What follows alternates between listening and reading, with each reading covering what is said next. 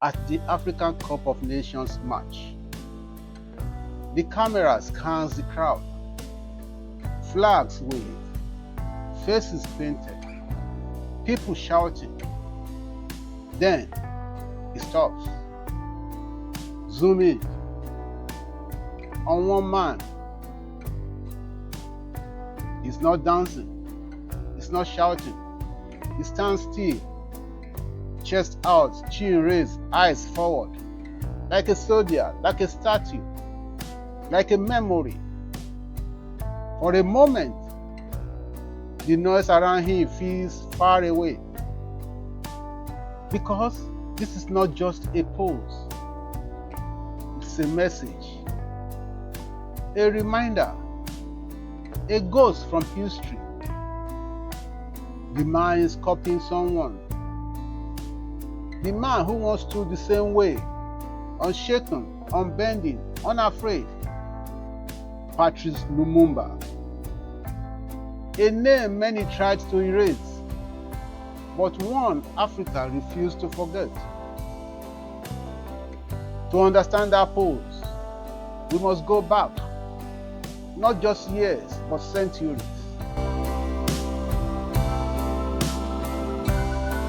Before the borders, before the flags, before the name Congo was written on European maps, there was life. Deep in the heart of Africa lay a vast land, what we now call the Democratic Republic of the Congo. A land of thick forests, powerful rivers, and ancient kingdoms.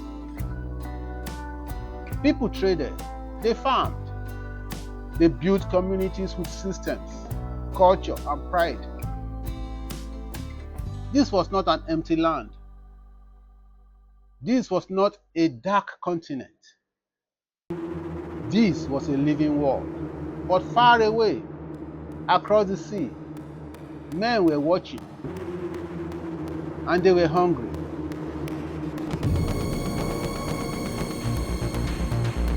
But far away, across the sea, there was a king, a man who looked at Africa and saw opportunity. His name was King Leopold II. He was the king of Belgium, but Belgium was small, and Leopold wanted more. More land, more power, more wealth. So he went to Europe's most powerful leaders and made a promise. He said he wanted to help Africans end slavery, bring civilization. But that was not the truth. What he really wanted was Congo. And somehow he got it. Not as a colony of Belgium, but as his personal property. Imagine that. An entire land, the Democratic Republic of the Congo, owned by one man. And once he had it, everything changed. Rubber became the new gold, and the people became the tools. Villages were forced to work. Men, women, even children. If they did not meet their targets, punishment came. Hands were cut off, families destroyed. Fear became the law. This was not leadership, this was exploitation. Millions died, not in war, but in silence. And for a long time, the world said nothing. But history has a way of answering injustice. Because in that same land of suffering, a child will be born. A child who will one day stand up and speak for his people. In 1925, in a small village, a boy was born. His name was Patrice Lumumba. He was not born into power. No royal family, no wealth, just an ordinary Congolese child in an extraordinary time of injustice. He went to school, missionary school. He learned to read, to write, to think. And that was dangerous, because Lumumba was not just intelligent. He was curious. He asked questions. Why were Europeans in control? Why were Africans treated as less? Why did his people suffer in their own land? As he grew older, he worked as a clerk, a simple job. But his mind was not simple. He read books, he studied ideas, he watched the world carefully, and slowly something began to form inside him. Not hunger alone, but purpose. By the time he became a young man, Lumumba had seen enough. He had seen how his people were treated. He had seen how power worked. And he understood something many did not. Congo did not just need change. It needed freedom, real freedom. Not control from afar, not permission to exist, but full independence. So he began to speak. At first quietly, then louder. He wrote, he organized, he gathered people. And unlike many leaders of his time, Lumumba did not speak for one tribe. He spoke for one nation. That made him powerful and dangerous. Because when a man begins to unite people, those who benefit from divisions start to worry. And far away, powerful eyes turned back to Congo, watching him, waiting.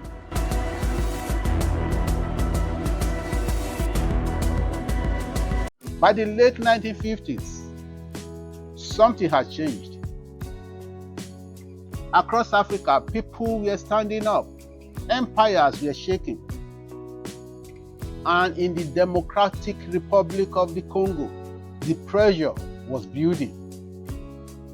For decades, Belgium had ruled with control, tight, calculated, and unquestioned. But now, the people were asking questions. And at the center of it all was Patrice Lumumba. He was no longer just a thinker. He had become a voice, a powerful one. He spoke in towns, in cities, in crowded halls filled with hope and anger. His message was simple. Congo must be free. Not tomorrow, not gradually, now.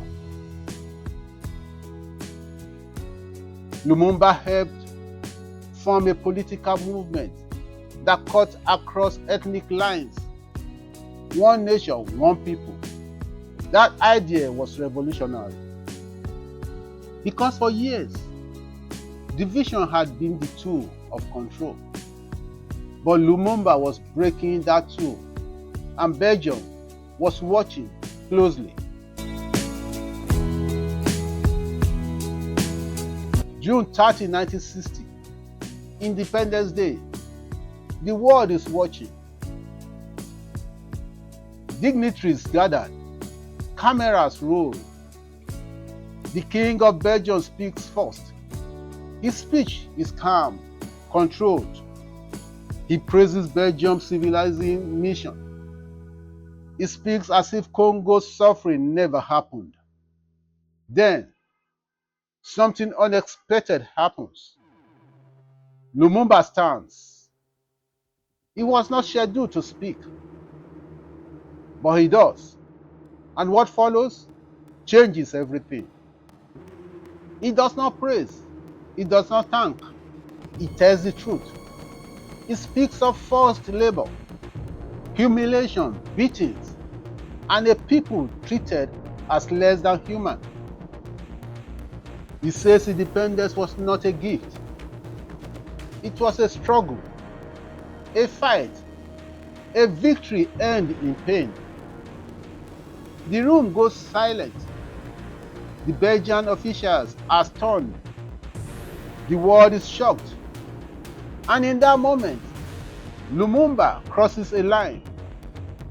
He's no longer just a leader. He is now a problem. After independence, things did not settle. They became more dangerous because Lumumba wanted something very clear. Congo must control its own wealth, its land, its minerals, its future. But Congo was rich, very rich, and powerful nations were not ready to let go. Then came the Cold War. In the middle of the Cold War, the world was divided. On one side was the West, on the other, the Soviet Union. And Lumumba, he refused to be controlled by either. But when he came to the Soviet Union for help to stabilize Congo, the West became alarmed. To them, this was dangerous, very dangerous. So now, Lumumba had enemies. Belgium, who wanted its influence back. Western powers, who feared losing control. And inside Congo, rivals who wanted power for themselves. One of those men was rising fast in the army, Mobutu Sese Seko. Young, ambitious, strategic, and watching Lumumba closely. Soon after independence, Congo begins to fall apart. The army mutinies, violence spreads. Then another blow. Katanga, the richest region, breaks away, backed quietly by Belgian interests. The country is sleeping fast. Patrice Lumumba tries to hold it together. He calls for help, but instead of support, he finds resistance. Political battles begin at the top. Power struggles, accusations. Then, the crisis reaches its peak. Not in the streets, but in power. September 1960. The nation listens. On air, the president, Joseph Kasavubu, speaks. His message is short, cold, final. Patrice Lumumba is no longer prime minister. Just like that, the man leading the government is removed.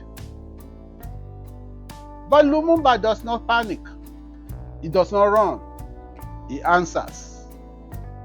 If I am dismissed, then so is the president. Now, Congo has two leaders, two voices, two claims to power. One says he's in charge, the other says the same. And in that confusion, control begins to slip, because when leaders fight, someone else prepares to take over. In the background, a young soldier is watching. Mobutu Sese Seko, quiet, patient, waiting. Then he makes his move. With support behind the scene, he takes control. Lumumba is stripped of power, isolated, surrounded. He's no longer just a leader, he's now a target. Lumumba tries to escape. He wants to reach supporters, to regroup, to fight politically. But he is captured, arrested, humiliated, beaten, his hands tied. The man who once stood tall before kings is now a prisoner.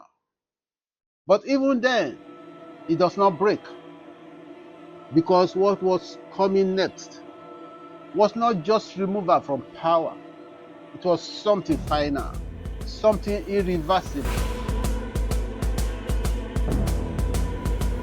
Bound, beaten, exhausted, Patrice Lumumba is no longer a free man. But he is still dangerous, not because of weapons, not because of an army, but because of what he represents: hope. And ideas are harder to kill than men. So a decision is made, not public, not official, quiet, final. Lumumba is transported under guard, not to safety, but to his enemies, to Katanga, the same breakaway region backed by foreign interests. The place where control mattered more than justice.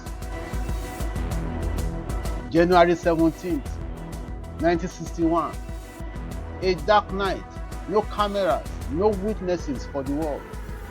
Only a few men, and a decision already taken.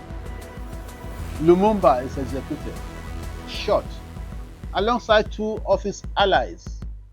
No trials, no defense, no last speech to the world, just silence. But even in death, they are not finished, because what happens next is not just killing, it is erasing.